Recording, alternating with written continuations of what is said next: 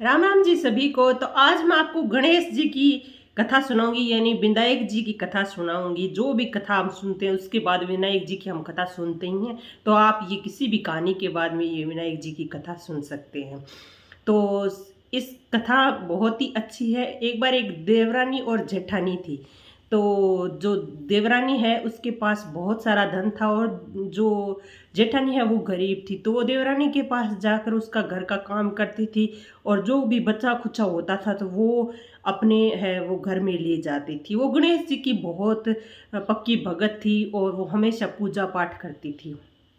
तो वो रोजाना की तरह ही इस बार भी देवरानी के घर गई और जाकर उनसे कहा भी आज कुछ काम किया उसने। उसके बाद पूछा कि खाने के लिए कुछ है तो आप मुझे दे दो। तो उसने कहा कि आज अभी तक खाना किसी ने नहीं खाया है, तो अभी खाने के लिए कुछ नहीं है, कल सुबह जो बचा हुआ खाना होगा वो तुम ले जाना। तो इस तरह से घर में बच्चे और उसका पति है वो उसका इंतज़ार कर रहा था कि वो खाने के लिए कुछ लेकर आएगी। जब वो घर गई और खाने के लिए उन्होंने पूछा कि क्या लाई हो, तो उसने कहा कि मैं तो आज कुछ भी नहीं लेकर आई।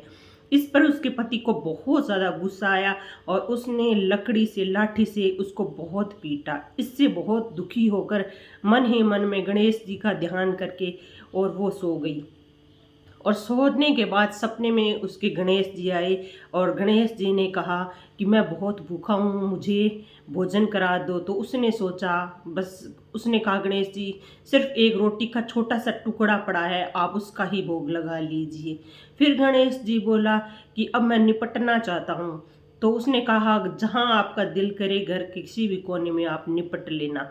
तो वहां पर गणेश जी सारे घर में निपट लिए। फिर गणेश जी ने उससे पूछा कि अब पानी तो घर में है नहीं, तो मैं आप पूछूं कहाँ पर। तो उसने कहा आप मेरे सर पर पूछ लो, क्योंकि वो बहुत पहले से ही दुखी थी। तो गणेश जी ने उसके बालों के पूछ लिया। जब सुबह वह उठी तो देखती है घर में जब महल जैसा घर हो गया। चारों तरफ घर में सोना चांदी हीरे मोती जवाहरात घोड़े गाड़ी सब कुछ हो गया। घर में किसी चीज़ की कमी नहीं रही। तो अब देवरानी ने सोचा और देवरानी के बच्चों ने कहा कि आज ताई है वो हमारे घर काम करने नहीं आई। तो उस देवरानी ने बच्चों से कहा आप जाकर देख के आओ कि आज ताई घर पर काम करने क्यों नहीं आई। बच्चे जाकर देखने लगे तो उसने देखा कि ताई की तो बहुत सारा धन हो गया, घर में किसी चीज़ की कमी नहीं है। ये बात आकर उन्होंने अपनी माँ को बताई। तो देवरानी दौड़ी दौड़ी फिर जेठानी के घर गई और उससे सारी बात पूछी। तो उसने सारी कहानी बता दी। अब देवरानी घर आकर अपने पति से बोली कि मुझे भी लाठी से पीटो। तो उसके पति ने कहा कि वो तो गणेश जी की बहुत बड़ी भक्त थी, गरीब थी, और उस तू धन की भूखी क्यों मार खाती है, लालचवश तू क्यों मार खाती है। लेकिन वो नहीं मानी। उसने कहा नहीं नहीं, मुझे तो लाठी से पीटो आप। तो इस तरह से उसने उसके पति ने गुस्से में आकर उसे लाठियों से बहुत ज़्यादा पीटा और उसने रोते रोते वह गणेश जी का नाम लेकर सो गई। अब गणेश जी सपने में आए और उसने कहा कि मुझे भूख लगी है, मुझे कुछ खाने को चाहिए। तो उसने कहा जी जेठानी के पास तो कुछ नहीं था, लेकिन मेरे घर में अन्न धन की कोई कमी नहीं है, आप चाहे जितना भोजन करो। अब गणेश जी ने भोग लगा लिया।